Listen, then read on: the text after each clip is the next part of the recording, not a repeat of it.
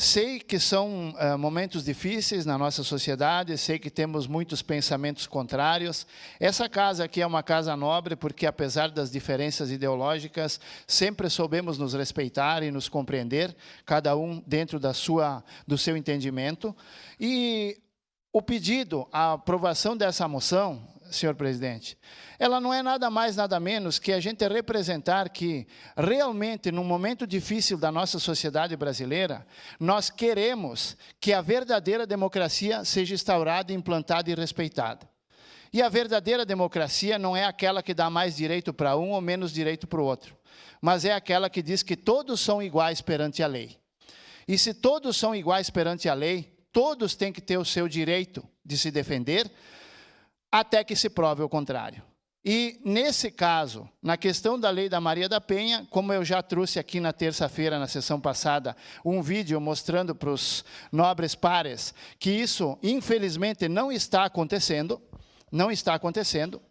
então nós não podemos simplesmente nos esconder diante de um fato tão perigoso que vem se abrindo no demandar do tempo.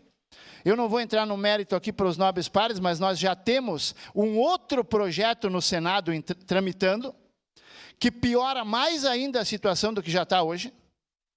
Então, eu acredito que quem defende a democracia, quem diz que defende o Estado Democrático de Direito, é aquele que deseja que todos, independente de raça, cor, credo ou gênero, tenham os mesmos direitos e os mesmos deveres perante a lei.